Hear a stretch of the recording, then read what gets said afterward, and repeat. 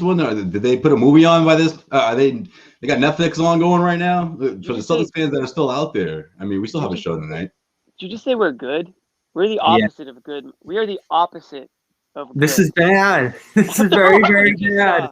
I guess I meant we're live, right? We're live. The Celtics postgame show. CLNS Media. The Celtics play so bad that I think John quit. No, he wasn't going to be here, right? Dude. But, it's the three-man crew, three-man show. Joseph Pavone, Jimmy Toscano, Bobby Manning. Jimmy, I'll let you come in hot. What you got here? You're already coming in hot. Go ahead. I'm going to say, first of all, nobody's more upset that he couldn't be here tonight than John. This is like John's Super Bowl. You know what I mean? Like this performance, this game, this is where John would be grinning from ear to ear, coming out flying and just ripping the team from top to bottom, as they should be. I mean, when you consider the fact that, Danny Ainge is going, all over the place, defending Brad and, all this about the team. And then Wyc goes on the radio today and, takes a couple bullets and, defends the team and defends the coach and pretty much defends everybody. And then the team goes out there and says, "Hey, thanks, Wyc. We're just gonna go ahead and sleepwalk up and down the court here. We're not gonna play defense. The same thing. We're just gonna keep doing the same. That's even worse. We're gonna let Danilo Gallinari, go off for 100 points and just automatic. The guy's taken 44 3-pointers. Respect to Gallinari, man. This guy's been in the league for a long time, just kind of cruising along. I feel like he's always got a wild contract, and he's just always pretty much underperforms for the most part. But sure enough, leave it to the Celtics to let this guy completely go off, as they just do now. No matter who the team is, somebody's going off on them, and it was Gallinari tonight. Yeah, it's open season on these guys, right, Bobby? Yeah, and that's about the last guy. We talked about Jaylen Brunson last game being the random figure who dropped a big game against the Celtics, and he wasn't a 30-plus point scorer tonight. They've had 8 of those in a row against them. But for Gallinari to be that guy, and not just a minor one, like, oh, he went off tonight. He did way more than he usually does. For him to be the featured presence, 8-8 out of the gate, 38 on the game, that had to be about as many threes as any single player has hit against the Celtics in NBA history. Never mind the Hawks doing it as a team tonight. Yeah, that's right. So the Hawks did, the Celtics once again on the wrong end of history, right, guys? The other end. What is it? Was it 23 3-pointers? The Atlanta Hawks. It's the first time any Celtics team in the history of the Boston Celtics that a team has allowed that many 3-pointers. So yeah, 23-8. Celtics, this team again in the history books for the wrong reasons. Yeah, see, this is what I want. Good call there. Bobby is controlling the comments tonight. Okay, we're gonna let you guys run the show here for a good portion of it, right? A lot of comments here. We're gonna get you guys through this, all right? This is gonna be therapeutic for everyone, all right? Yeah, keep it clean. Just pretend you're on your therapist couch with your feet up, all right? You were here to vent, all right? Let it all out. Get it all out before you go to bed. You can't go to bed, angry, right? Get it all out. If Bobby's your therapist, he's actually probably a good therapist. He's going to tell you that everything's going to be fine. It's going to be okay. Know, right? They're going to go make go make a gigantic trade and, fix everything. And there's, all this stuff. Wrong. This team, and I said this yesterday. You're probably not good enough to even make a trade and contend. It's not worth blowing anything up at this point or throwing all your assets at one player or whatever you want to call it to try to catch a team like the Nets or the Sixers, who are clearly better than you. And it doesn't end there. There are other teams right now, many of them, that are clearly better than you. I'm not even sure where they are in this. Are they officially out of the playoffs picture at this moment, or is it? I know they're down the line. They're down to 7 with the Knicks, so they're tied for 7th with the Knicks. They're like one loss away from being on the outside looking in. Not that the playoffs are starting tomorrow, but it just goes to show you where they are. I mean, they're not contenders. Their own owner said it today, or governor said it today. We're not a contending team. When you're a game below 500, you can't consider yourself contenders. And honestly, that's the one thing they supported that he said tonight. They definitely proved his point there. They are not contenders because the effort is what really got me tonight. I mean, you just can't give up 23 3-pointers. That's just where's the on-ball defense? Where is the rotations? Guys, come on. Come on. Yeah, and you know what? Speaking of effort, sorry, but I had to cut you off. But I just want to let's transition to and focus in on Jayson Tatum, because I mean, for someone like Jayson Tatum, after everything that was said after the performance we saw last night, did you see anything different? Like, did you even see an attempt to switch his approach, or did, because I don't know, am I the only one thinking that Jayson Tatum gave me the message that, listen, it's not me, you know. I don't need to change anything about my approach. That's the message I got from Tatum, because nothing changed. Nothing. I didn't see anything different. Did you, Bobby? No, and the defense is what continues to irk us. We've been talking about the defense since opening night, I feel like, and that was a decent one. But then they went right out in that Nets game on number 2 and got absolutely obliterated on that end of the floor. And it hasn't gotten much better since. I keep looking at their numbers and seeing their top 10 and this and that, and I'm like, you know, you don't see that out there. So the whole league must be doing dreadful on defense if this defense is top 10, because they don't have it on that end. The way Brown gets burst by, I thought Tatum had a few decent quarters at the beginning of the week on Sunday and Tuesday on that end of the floor, but then it dipped late. And, you know, I looked at the defensive numbers, especially in the second half for this team. They're like 26th in the third quarter and 28th in the fourth quarter in terms of defensive rating. So they just fall off the map in the second quarter. I think Wyc said something, and we'll get to Wic's comments earlier, about exhaustion and just mental fatigue and all these kind of things. And that's what you do see with this team. They look worn out. They look defeated, like no hope is left. And what describes that better than this game today? You know, it's just a way to salvage a road trip that hasn't gone well at all. You know, make sure it's not a complete disaster, and then get home for 4 straight before the All-Star break, and maybe end up above 500 again, and kind of reestablish yourselves going forward. Now this thing is on the edge of sputtering out of control. I mean, this is 7 straight losses against teams that are below 500, and that includes 2 of the worst teams in the league, the Hawks twice. And the Hawks are, if you watched the Hawks last night and then saw them tonight, and the way they lost to the Cavs and then laid the beat down here, I mean, that just really shows you where the Celtics are in the league right now. It's about as bad as anyone. They might be the Rockets were the most embarrassing team for a little while there with the whole Harden debacle and then how bad it was after that. I think the Celtics have kind of taken the torch in the last 2 weeks. I think what's most frustrating about these losses is obviously the pattern of inconsistency on defense. But in particular, what pisses me off what the Celtics continue to do is when they're down big, right? It happens in a hurry, right? They're down by 12, they're down by 15, they're down by 17. And then they just regress to what got them there in the first place, right? Poor ball movement, you know, jacking up shots, 6-7 seconds of the shot clock, you know, just, you know, their approach is as almost as if it's only 2 minutes left in the game, whereas it's still the first or second quarter. Like, I saw the exact same thing that we saw last night, that we saw the game before that, where they come out looking great, the ball's moving, Scott Brady mentions it, you know, it's the same thing all over again. Oh man, they're really, you know, you could tell the point of emphasis is, you know, they're really spraying the ball tonight. This is gonna be a different game, Mike, let me tell you. And then 5 minutes later, they're right back into their old patterns because it's a 12-point deficit and they're freaking out. You know, it's like the world's going to end in that first quarter. And they continue to do it over and over again. So is this a confidence thing? Because at this point, I mean, obviously their confidence is really low, but is it to the point where it's like through the stretch of the game, they're just not mentally tough enough to withstand those droughts? Or is it just these guys just need a break and they're already looking at the All-Star break and thinking, man, can it come next week? Because we're done. We need a break. I think you nailed a lot of those things. I mean, when I look at this specific Celtics team, I can't think of one like solid, really good attribute that stands out about them. Like you said, they lack confidence, they lack an identity, they sure as hell lack toughness. I mean, we saw a little bit of life late in that fourth quarter against the Mavericks. Came up short. Luka hit those 2 nasty threes. Other than that, though, I've seen little, fight like that recently. We obviously saw none of that tonight.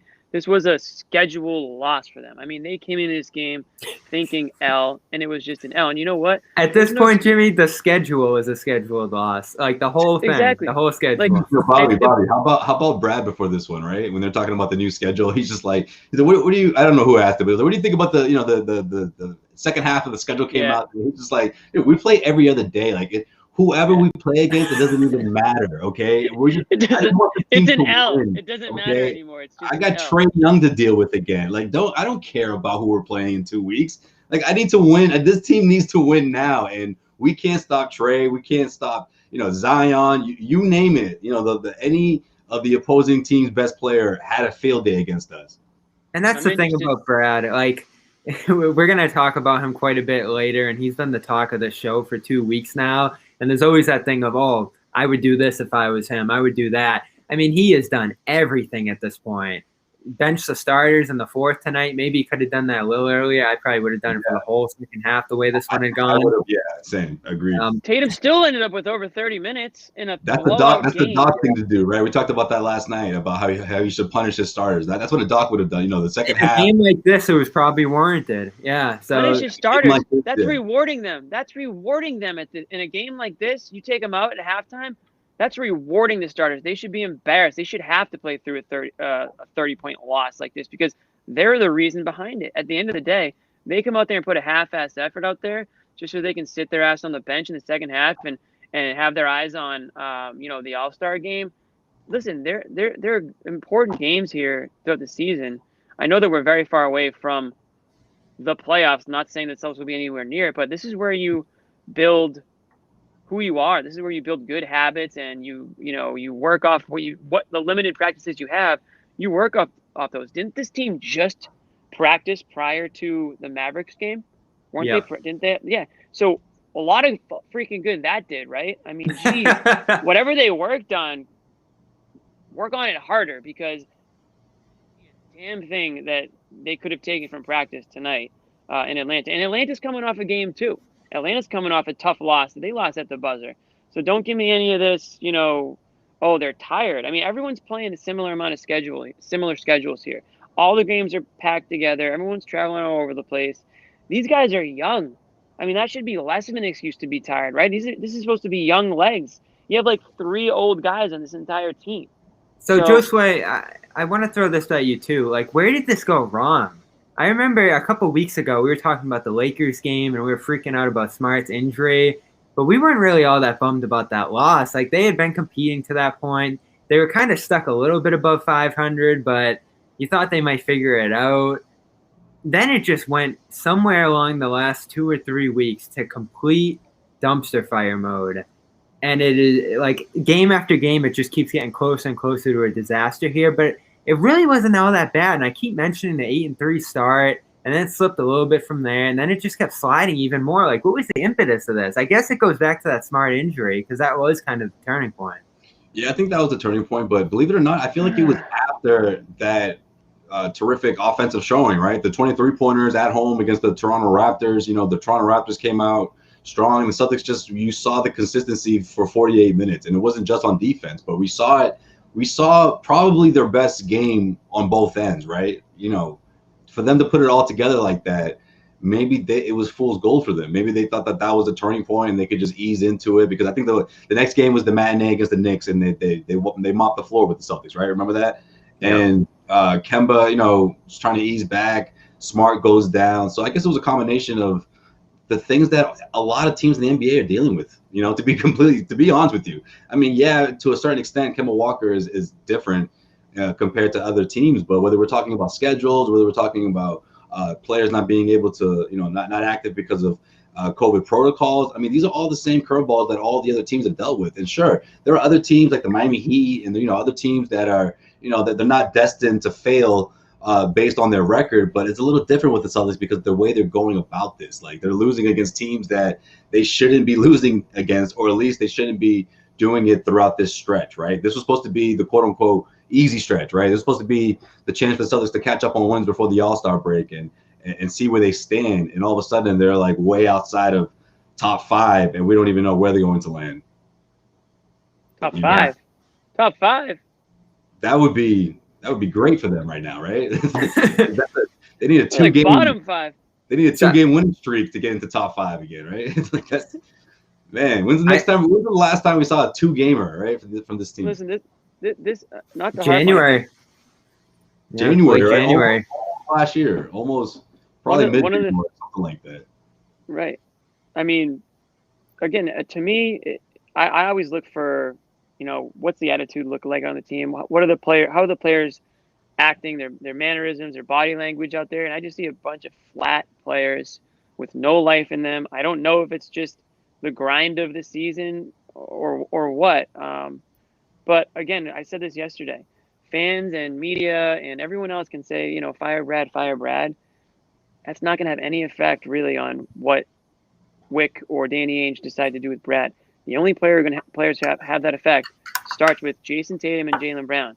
If they put performances together like they did leading the team today, then yeah, Brad's going to end up being gone. There's not going to be any choice because there's a disconnect there. There's a tuning out. I'm saying if it continues down this trend, they're the only people that can save Brad's job at the end of the day. If they have his back, great. If they don't, all right, then we know where they're at with him. So that's how it always happens with these firings. It's not like, oh, fire Brad because they're losing a bunch of games. It's is he capable of raising this team to the level that it needs to be at, or are these players basically, have they reached a point where they're not really listening, they're not grasping, they're not interested in what he has to say or what the coaching staff as a whole really has to say? Because at some point that does happen. So it's not really. Is this team tuning Brad out? Was Gary Washburn on to something? Was he ahead of this thing? What do you think? I mean, really, like, honestly, because, you know, not just in you know, when we're talking about the stars, right? Because that's what we were talking about it a lot last night. You know, the stars are the ones that are going to call or decide Brad Stevens' fate, right? But as the team as a whole, do you think it's easier for other guys to do you think it's like getting to a point where they're tuning him out because they're not quite sure they're in the rotation anymore, or are they saying, oh, this is all Jayson and Jaylen's team, so, you know, I'm not even really into, you know, just let me know when I got to go in and play my 10 to 12 minutes, you know, Brad, and I'm gonna check out. Like, is there a chance that's happening here? Well, I always think there's going to be a sense that role players particularly, know their hierarchy on the team. Like, I don't think the Grant Williams and Semi Ojales of the world are that concerned that Tatum and Brown are trying to do all of this or pressing too hard or anything like that. I mean, they've been Tatum and Brown league right now. Yeah, Tatum and Brown. This has been Tatum and Brown's team for a little bit now. They better do everything. They better be taking the balls out to the bus. Yeah, but I said last night, start to take a longer look at Tatum here. He's avoided the criticism for much of this year. There's been heat on Brad. There's been heat on Ainge. But at some point, your top players have to come through and take games like this one in particular, just by being all-stars and being all-NBA guys in this league. Their efforts alone should be able to get by in these games. I think John said something to that effect, that like a sign of a good team is winning when you're playing like crap. And usually we've seen the Celtics in recent years underperform in games like this and still be able to find ways to scratch it out, take a win, even if it's a narrow one, even if it's harder than it needs to be. But to now go into these games that should be easily winnable. I mean, we've talked about soft spots in the schedule or places where they can pick up wins. None of that feels like it now. Like, I had the Celtics winning this one, but I really was like, do they deserve for me to pick them against anyone at this point? Like, whether it's the Wizards or the Hawks or whoever. Like, the way they're playing within themselves. There's definitely a pissed off a Celtics fan who's losing a lot of money out there. The generous yeah, it's like game after game. You're like, oh, they can't lose another one, can they? And that's the feeling I had here going into this one. Like, the Hawks were very banged up here. They were missing another starter in Cam Reddish on top of what they were already missing last week. Devastating loss on yesterday. They're on a back-to-back. I know the Celtics have lost 4 straight now without Kemba, but like maybe a little more from Pritchard or this Teague start again, the concocted Teague start that we have to go through. It's just. I don't hate that. Because you want to talk about fresh legs and a guy that, coming off the second night back to back. And Teague, honestly, I know people in the chat don't want to probably talk about it. He wasn't awful. First or second, reliable guy tonight. I thought Neesmith was another guy who played well in stretches, and he actually shot well. So maybe he should consider shooting more often. I don't know. Tristan, that's probably like what his job is out there. Can we give Tristan a little bit of credit? I know he's limited, but look at the way he's fighting out there. 13 and 13, all over the boards. I mean, something's missing there, but he has given it everything he has at this point. He's turned it up to another level. Yeah, I see. Don't say he's turned it up to another level. What level? 13 and 13? Like level 5? Like, what level has he turned it up to? Jimmy and John, you're going to need extra because you're going to have to channel John here on Thompson, but Yeah. Are you guys waiting for 20 and 20 from him? Like, what's it gonna be? 30 and 30? At 13 and 13 is a fantastic game. While we're talking about the bigs, can we throw an enormous amount of shade for Grant Williams for that Trae Young? Do we have that? I wish we had that. We could just throw it up here. I mean, I'll talk some. Bad enough second year in the NBA. Jeez. Dude, that like sums up like the whole experience. I feel like this season. It really does. With him, it's like a microcosm of the season. I mean, love his reaction to it too. Like, he's looking at Grant.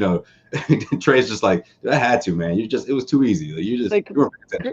Grant seems like he's a smart guy, right? I mean, how many times have we all seen the highlight reel or the mixtape where somebody just does exactly that? Like, you just can't completely turn your back to the inbounder. Like, in what league has anyone ever gotten away with that? I mean, rec league, when you're in 5th grade, kids will do that to you.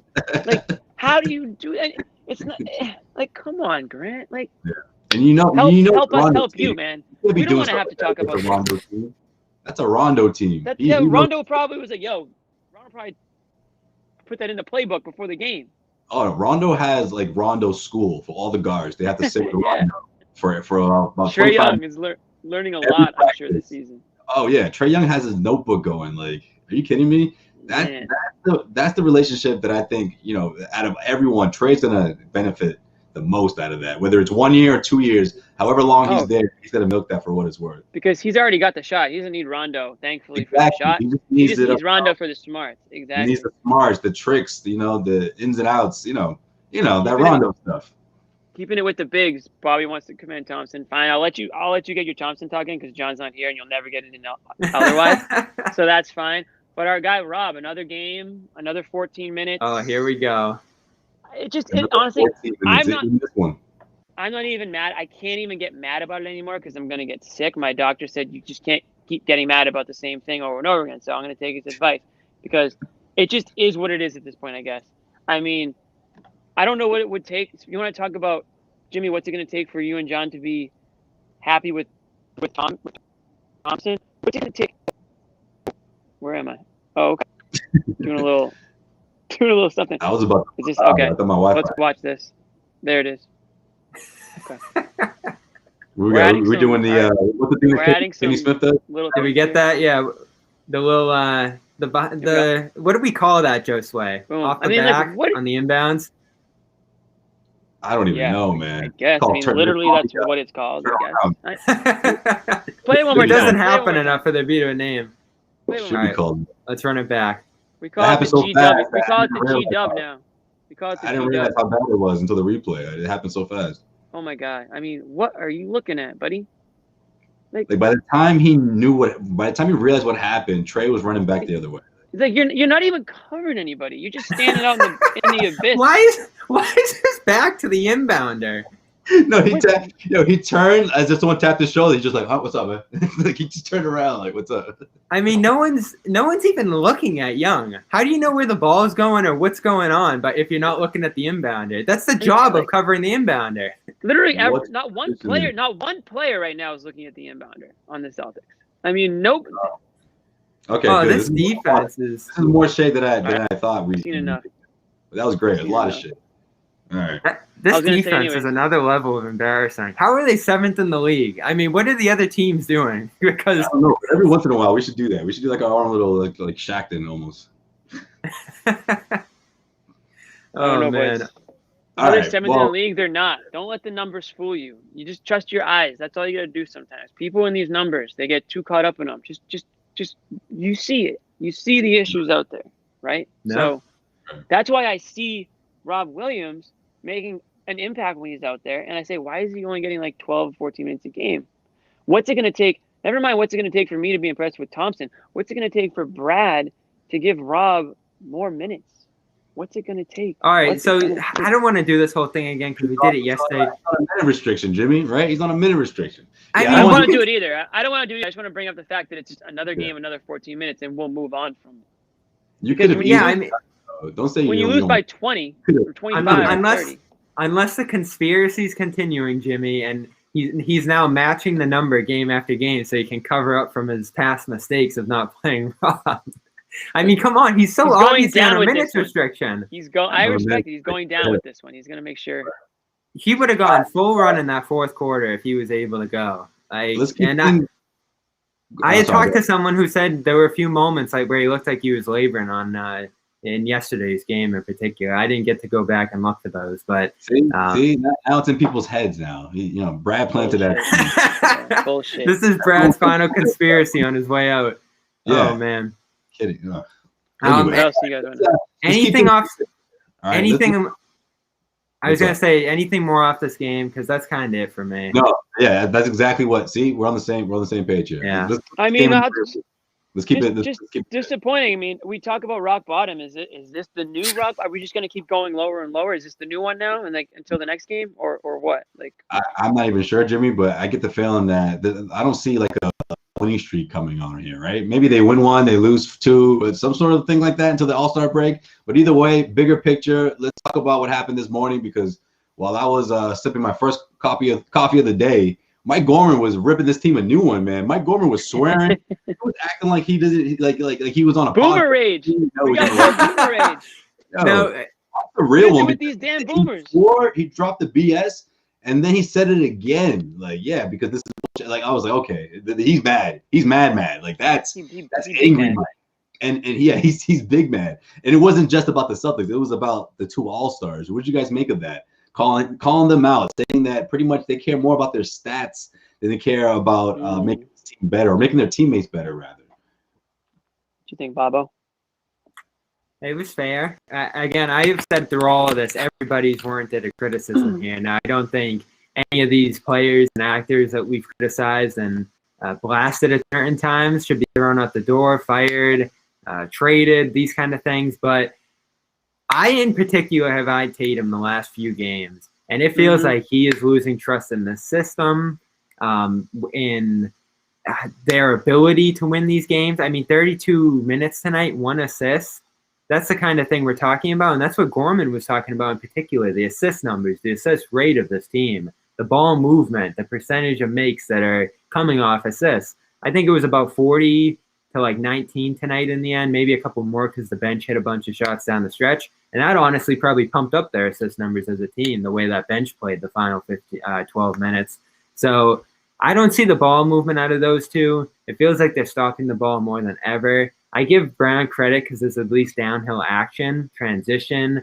Again, early in this game, I thought his aggression was needed offensively. But defensively, I don't see what I need to from Brown. And that's half the battle that we're talking about right now.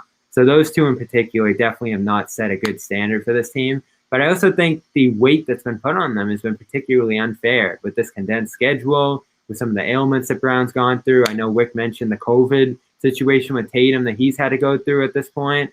So I don't look at these guys like some of their harshest critics have said they're selfish, they're in it for themselves, they're blowing off this team at this point, because that's not who they've been in the past.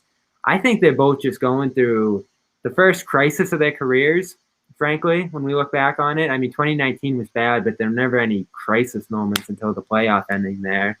And then on top of that, the fatigue, the ailments, the physical wear and tear of the amount of stuff they're being asked to do. So I think there's a larger context to why they're playing the way they are right now. I don't think they've said, screw this, we quit.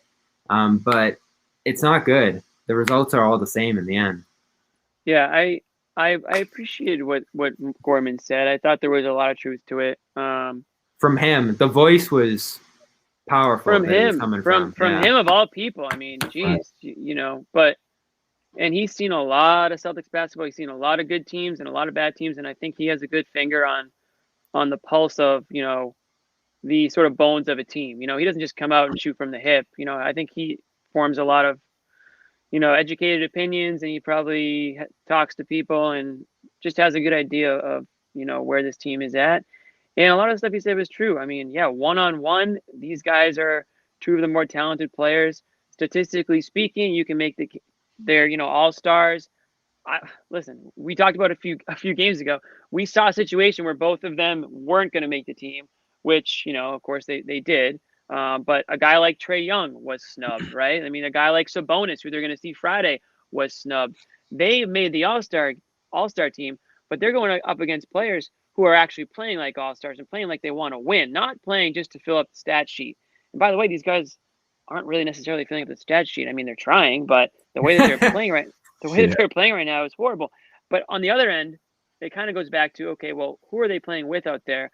When you see Tatum taking 20 shots or Brown taking 20 shots, it's like, who else do you want taking those shots when Kemba sits and Smart's out? There's not a whole lot of other options. Yeah, we want Nesmith to take more than 0 shots like he did against Dallas, but in terms of go-to guys, I think these guys like Tatum and Brown are thinking, well, I'm not necessarily super confident that, player Y over here to my left is going to be in the right position or is going to make the right decision or hit the shot. So I'm going to go ahead and trust myself to do it, for right or wrong. It's not good team basketball, as Mike said, which I totally agree with. And it's why they're losing, because it is a superstar league, but you're only going to go as far as, the depth guys are going to get you. If it's just 2-on-5 out there, it's a numbers game. Obviously you're not talented enough to compete like that. So right, it's interesting though.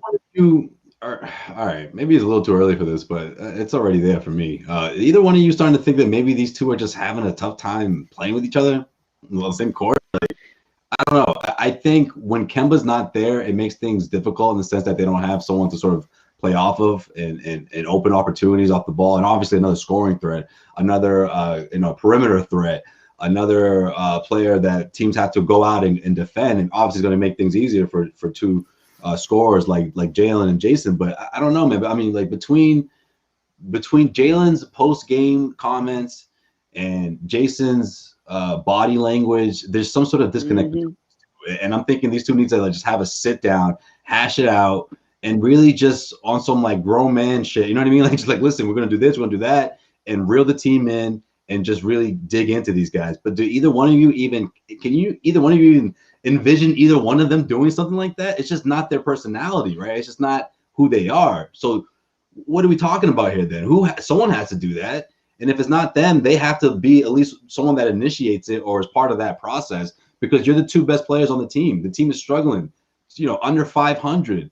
They have to be the ones to wake this team up, and they have to do it in a way that they've never done it before. Well, that's all goes with leadership. I mean, these guys want to be the leaders, right? I mean, they want, they get the credit when the team's playing well. They got to take the criticism when the team's playing bad, but they can't go up after a loss and no comment at the press conference or give, answers that, totally just disregard the question. That's part of being a leadership. You might not like it. You might not want to deal with the media or deal with, everything that comes with being a superstar player, but your team's relying on you on the court and off the court to lead them and set the example. So that's the one thing that I actually thought Jaylen Brown would be a perfect leader because of, I think he's just a strong character, on and off the court. And I see a lot of leadership qualities in him, which is why I've been surprised at some of the way he's handled some of the post game, and some of the way he's looked on the court, like, Bobby mentioned with the defensive side of things. So I am a little surprised to see that. I don't know if they're frustrated with each other, just frustrated with themselves or the situation. I have no reason to believe that they can't play together. I'm not going to go that far. I don't either. I think it's like, I don't know if they're having trouble with it, and they better figure it out, because they are going to have to play with each other. You know what I mean? Like, they're not going anywhere, so they better learn to play with each other. I don't know if they're super close friends. I'm not saying they are or they aren't. I don't know. I mean, I don't think they are, Jimmy. I mean, let's face it. I don't think they are either, but I don't know if that matters. I want to hear what you have to say about this, Bobby, because, listen, I mean, not for nothing, 3 years together through the ups and downs. These two have been through a lot. And I was a little surprised that Jayson Tatum wasn't a little more like, I mean, it's tough. It's after a loss. Obviously, you're not, thinking, okay, I'm going to start this presser by saying, hey, congrats on my teammate Jaylen. But I don't know. I just felt like it was sort of like, yeah, he deserves it. Good for him. I was a little surprised there wasn't more, I don't know. First, coming from someone that's been there, first All-Star selection, and we talked about it a little bit last episode, but Jayson Tatum, to me, he hasn't been, he was a different person since that day, since he was announced as an All-Star to me, and he's been that same guy. He's taken that next level in the way he condones and carries himself, but I just expect a little more props for Jaylen. I don't know. Yeah, it feels like there's some indecision about how to go about this in terms of pulling the team out of this hole. I think we've seen certain games with these guys where they've deferred a little more. other ones where they say, all right, this needs to be on all in us because we don't frankly have a ton of help here. And then they go all in. I think in particular, this game was one of those situations where they try to go all in and save the day. We saw those situations with Kyrie back in the day that got frustrating when he lost faith in teammates and, tried to take it all on himself. And these guys are more physically capable of doing that than Kyrie was. It was tough to watch Kyrie do that, his size and stature, because he's not a guy who's going to plow down people and go to the rim and do those things. Tatum and Brown have been able to do that at certain points throughout the season. Now, when it comes to the press conferences and off the court and stuff like that, they are a little light on the, both positive reinforcement and the blasting and criticism and call-outs that we look for at certain points from your top players. They're not choosing either one of those directions. It's kind of just more of like a even-keeled approach. Let's just move on to the next one, see what happens there. Try not to get too emotional. And it's not working. Who does that remind you of? Yeah. No, it kind of stems from, I think the team as a whole does kind of take on the demeanor of the coach. You're right. I mean, now what do you say about that? What do you do off that? I don't know, but it is a fair point. It is a good observation that this team doesn't have a ton of fire to them. They really don't. And that's what they need right now. They have no attitude. They have no attitude. Back in the not too long ago, when guys like Jay Crowder were on the team, not to be like, oh, bring Brad Crowder, but Isaiah Thomas, Jay Crowder, those players, they had junkyard dog mentality. They knew that people were undervaluing them, or they were the underdogs, and they went on there. They fought hard and they punched you in the mouth, and they didn't win all the time, but they had a lot of games where they upset teams, and they went deep into the playoffs when everyone think they weren't going to. And this team is starting to take the shape of a front runner team, right? A team that just wants you to lay down, and Tatum and Brown just assume that, oh, it's our team now, and everyone thinks that we're coming up Eastern Conference Finals, here we go. But no, you need to actually fight for it. You need to have an attitude. You need to punch back. So many times they get punched first, and then they just don't punch back, or a team will punch them halfway through the game, and that'll be it. They'll slowly bleed out, like we saw against New Orleans. So I think that's a good transition point to talk about Brad, and that was obviously the topic today. You got to listen to that whole interview, right, Josue? I did, yeah. I did too. Yeah. So we all heard that earlier from Wyc. Basically, the big headline out of it, if you had to pick one, is that Brad's not going anywhere, if you believe him. And there was some other interesting stuff in there, but the big question everybody's been, well, I think we all kind of assumed Ainge was safe and not going anywhere. But Brad's come in the question fairly in the last few weeks. And yes, the very top, the guy who's ultimately going to make this decision, is Brad safe. And I think this is where we can officially decide that he's not going anywhere this season. Now, after the year, we'll see. But there's not going to be a firing over the weekend like John predicted in the group chat. I mean, we're just not going to see that here. But what else did that say to you when it comes to Stevens? Was it a ringing endorsement, or was it just kind of we'll keep him around? Oh, it's a ringing endorsement. It's a message to not only the fans but to the players. If that even crossed your mind, no, figure it out, guys, because he's not going anywhere. And obviously that's an extreme, right? I mean, I don't think he did it as in I need to get the message out because Brad is worried. No, I think he did it as more of something to motivate the players, something to obviously tame the fans, because it's.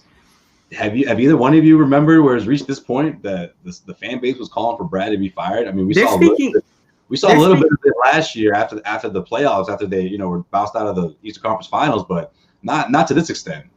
They're speaking to the fans and media. I mean, there's been that sense that oh, this is a message to the team.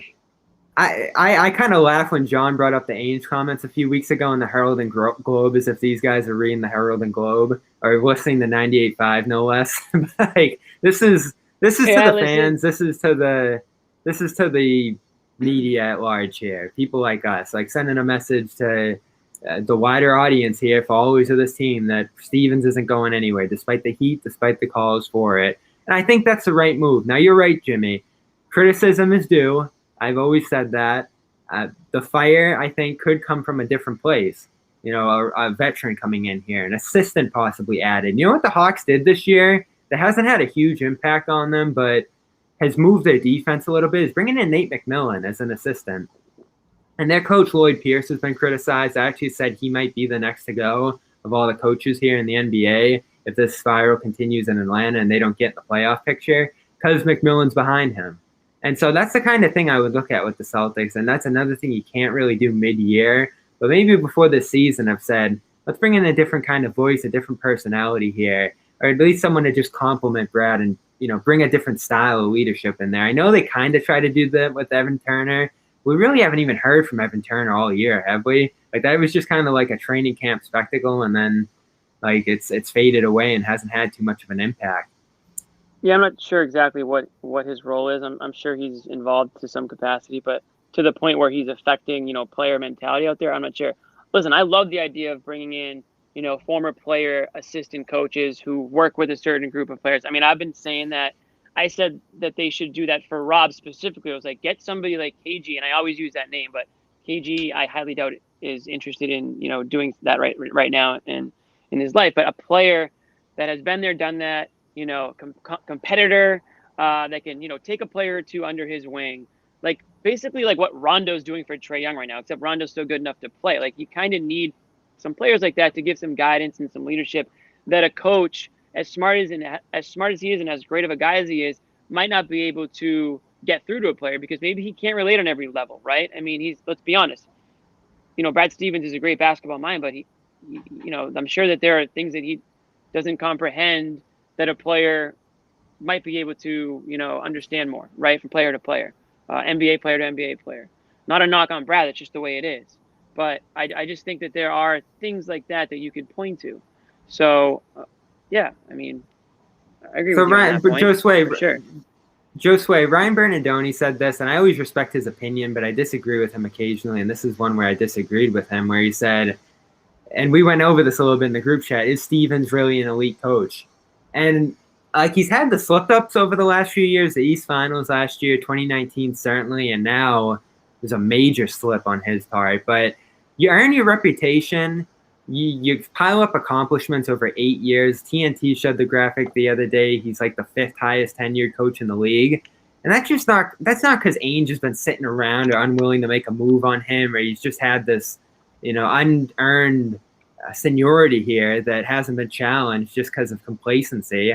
I mean, he has earned all this time that he's gotten as coach here and all the achievements that they piled up. And I know you'll laugh at East Finals because it's the Celtics, but that was a mark of consistency, and it was a mark in some years of overachieving, 2017 and 18 particularly.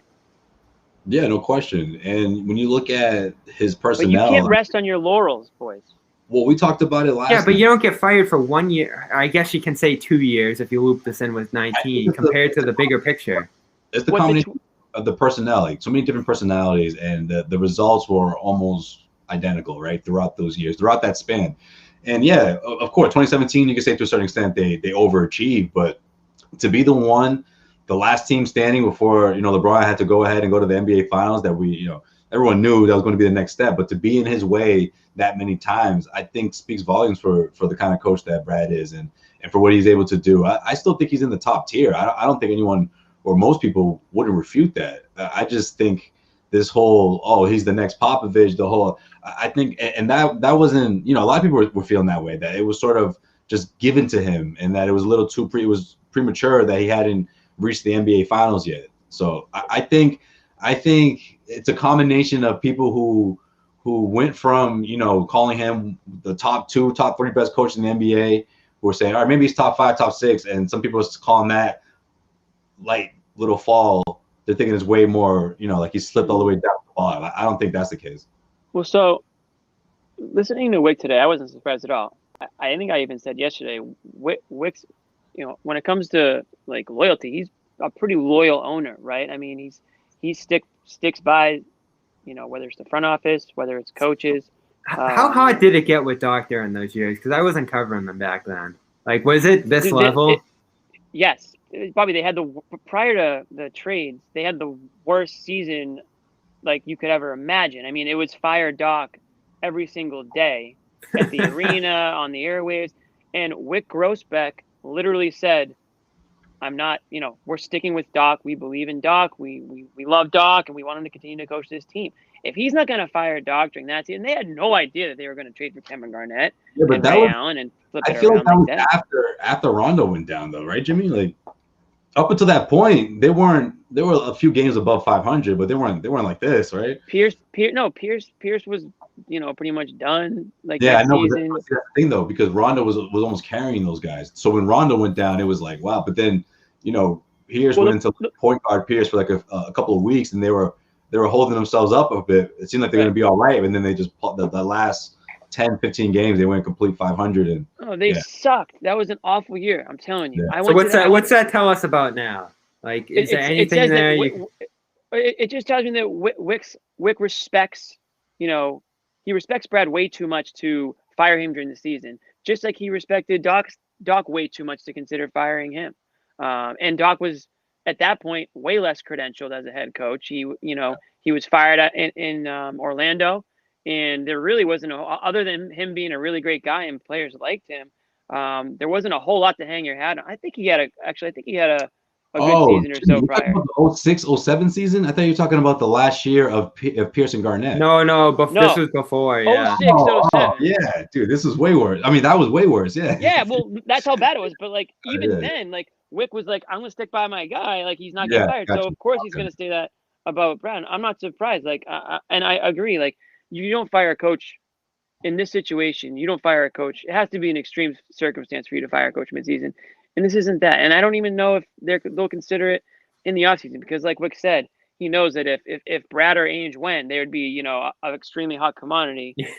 Wouldn't it be something for Brad?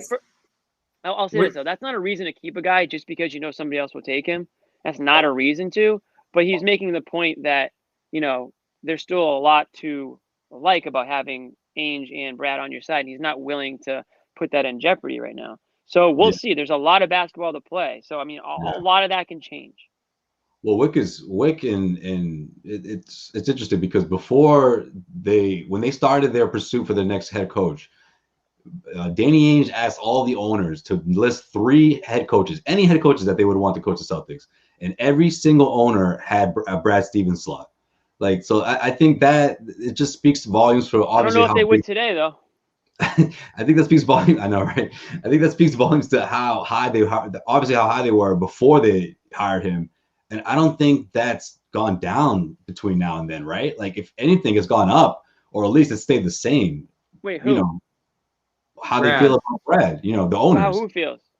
How the owners feel about Brad? You mean the Celtics owners? Yeah. Oh, okay. I thought you meant around the league. No. I mean, like the ones that everyone that had a Brad Stevens slot because they all wanted, out of the 3 head coaches that they wanted to coach to take over Doc, Brad was on that list for every single one, every owner's list. And I just think between now and then, like what's outside of the Kyrie season and what we're seeing within the last couple of months, when has this team had a reason to be really disappointed in Brad? So a buddy of mine, my buddy Matt, we're in a group text and he texted tonight. He said, I think Brad Stevens is a floor raiser, but I don't think he's a ceiling raiser.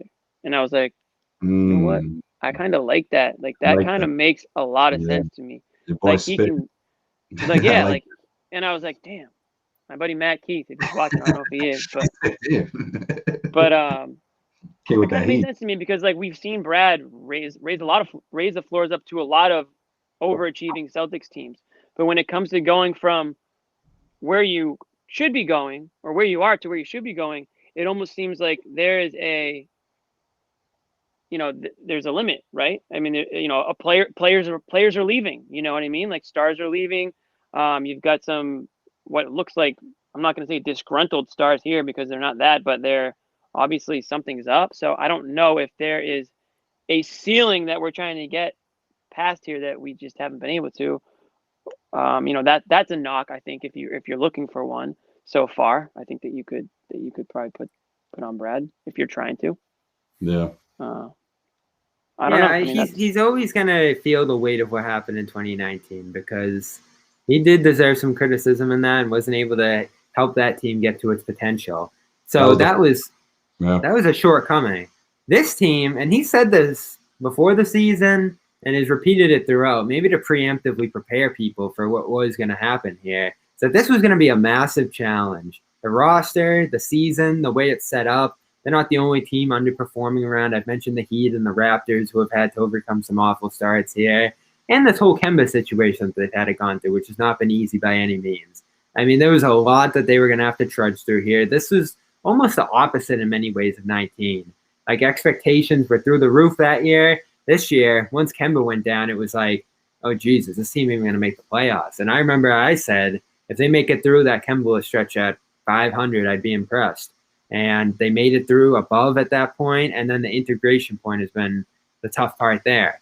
So I still look at this and say, this team needs to give Brad the chance with a quality roster, a roster that can win it all. Like, he needs to get that opportunity. And that's why I look at the GM, I look at the ownership here, and I look at Jimmy, who doesn't want to add aggressively, and I say, you got to go do it. You got to give him a chance. Because if this spirals, if this keeps spiraling, Stevens is going to lose his job. Like, this is just going to get lower and lower and lower at this point with the faith that's been lost at the top level players. I mean, you mentioned it the other day. Was Brown calling out Stevens after one of the more recent games? He was saying, like, when's the team going to do what it needs to do here? Like, get some help, that kind of thing. Bobby, you keep going back to that point. I don't know, and somebody lied to you when they said that your job as a GM is to make sure it's as fair as it can be for the head coach. That's not the GM's job.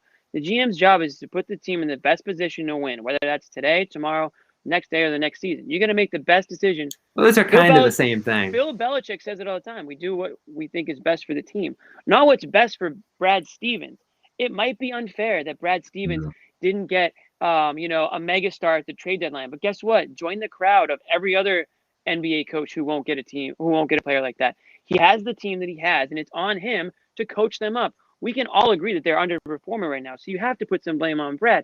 You don't just say, oh, Brad, you need another player now? Okay, let's drain the rest of the assets that we have and all our picks and any player that maybe might amount to something someday so that we can be fair to you, so you don't get fired. That's just not how it works. You hold on to those assets. You hold on to the TPE until you're ready to make what you think is the best possible trade to improve your team. And if Brad's still the coach at that time, great. No one's saying he's going to get fired at the end of the season anyways, right? If it's like that, Jimmy, it's an if now. You're not buying. I'm saying whenever that day comes. If it is, great. But you're not doing it for Brad. You're doing it for the team. You're doing it because you want to win games, not because you want to be fair to Brad. It's like what I was talking about last night. It's like all of the Celtics fans are like, fire Brad, fire Brad. Okay, well, you tell me who you have to replace it. Because if you don't have anyone, then what's the logic behind that? Like, how is that? It's not our job. It's not our job to have a list of replacements. Who had Brad Stevens as the Celtics replacement when Jock Rivers went to the Clippers? Who in this room had Brad? Nobody. Nobody in the chat had Brad Stevens. It's not our job. It's not our job to say, here's who you need to replace Brad with. And we're not saying replace Brad. All we're saying is there are issues here, and nobody is on a pedestal high enough. Do you think Grousbeck was being truthful, Jimmy? Yes, I do think he was being truthful. Well, I mean, what did he really say? That he believes in Brad and he believes in Danny? Of course he does. I think he does, yeah. Well, that doesn't mean that's going to change. Things change. That's my point. Information changes. I mean, the season plays itself out, and they suck.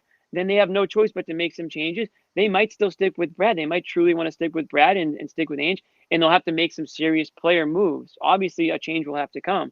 But I believe Wyc when he goes on and says that he believes in Brad and he believes in Ainge, and I believe him when he says that he believes in Brown and Tatum. I mean, did that sound like a guy who wanted to even consider the notion of Brown or Tatum being unhappy and potentially wanting to go somewhere else? He shot that down very quickly when I think it was Maz may have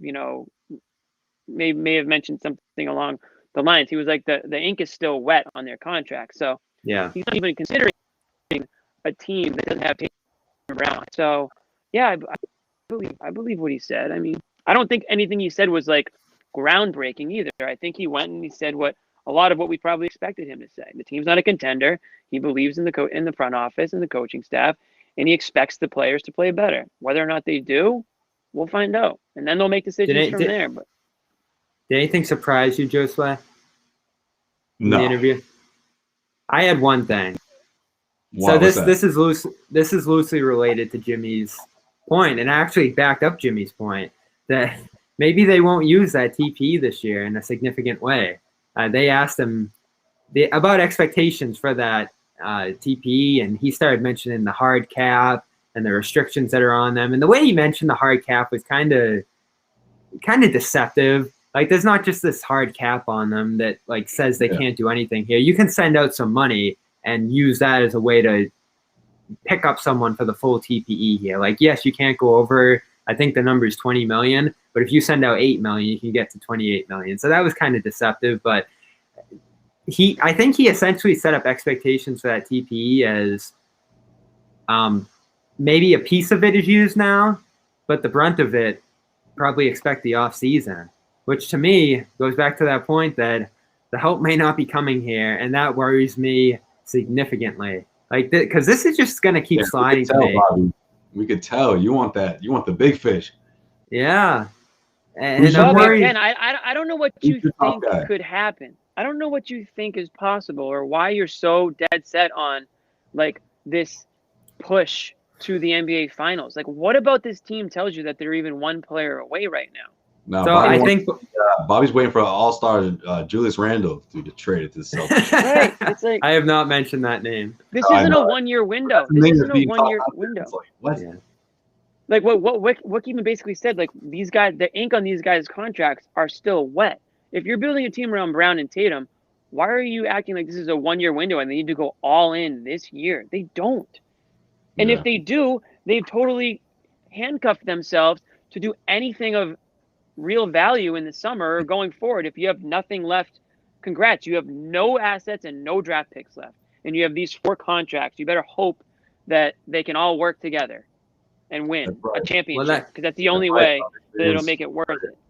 That's how we're gonna wrap this one up there. You can sleep on that, right? we got Miles Turner in the Pacers on Friday. It just doesn't get easier for these guys, right, Bobby? Miles, I wish John was here for that game. Any Pacers talk before we wrap up? Well, Miles Turner has proved himself in some type of way this year, and it's a tough situation to go over again at this point. We'll probably talk about it a little bit on Friday, but there's so many different like versions of that. And Wyc also mentioned that deal. I think he was very vague about it too, but he said the price was too expensive, but it was also something that was never going to happen. So I didn't know like were they engaged fully there and the price was too expensive, or was it never going to happen because Hayward was going to Charlotte no matter what? Like, those are the two sides of the story that are out there, and he kind of threw both of those out there on that one. So I think that situation is just way too hard to read at this point, to the point where I think we just kind of need to assume that there was no way to acquire Turner because of the fact that Hayward wasn't going there, which is basically just going with what happened, in the end. Like, nothing was going to. But everyone told me that they didn't. What was that, Joe? I said that's not fun. That's not fun at all. Pretend like that Miles Turner thing wasn't on the table. No, I don't like. Everyone told me that they didn't want Miles Turner, including Bobby. No, why would they want Miles Turner in that untradeable? The room was split. The room was split, Jimmy, if I'm not mistaken. It was split. Where were you on it? I was on your side. I would love Miles Turner on this team. I think it was 3-1. I don't think it was split. Oh, I think of course. Don't give me crap. You're right. Yeah, it was just Bobby on an island as usual. But it was all this stuff about Turner.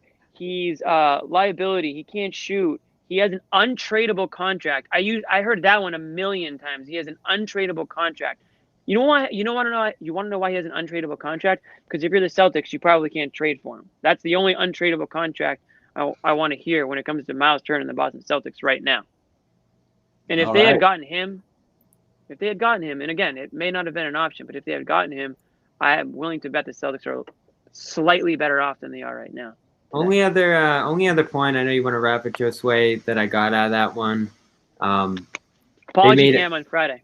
They made a giant offer to Hayward, which is something we had heard before, but he made it very clear that they were all in on keeping Hayward. They were all in on keeping Irving, Horford, and others. Like, all those guys, they weren't moving on from any of them. And I think Hayward in particular was a guy they needed to keep around here.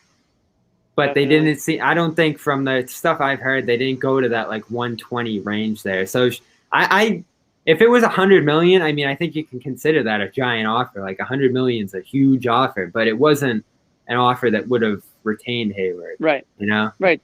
That's like you would have been surprised if he got paid more than Jaylen. Is that what you're pretty much saying? Yeah. Let's be honest, right? I mean, yeah, it would have been shocking. So that's what ended up costing, and everyone bashed Hayward for doing it. But guess what? He's thriving in Charlotte, and the Hornets are a pretty damn fun team to watch right now. I don't know if people have been watching them, but watch out for the Hornets because they can give a team like the Celtics a run for their money the way they're playing. Not to say any other team in the NBA couldn't right now either, but we have to wait. Is it just me, or he has like the surprising like checklist of injuries that he's just going down the list this season? Like, was it the hand or the finger to start, and then it was like the that's shin? natural, yeah. You got to pencil those in, 3 or 4 of those in a year. Obviously. I think it was his ear, the last one. I think he missed a game because of his ear. I can't keep up. Gordon, he's missed this. He's balling though. I give him that. He's balling. This chat was so excited to see him go. I say the same thing about Stevens. Be careful what you wish for here. He'll be in Charlotte next, thriving, right? Yeah, that might happen. Save the tape.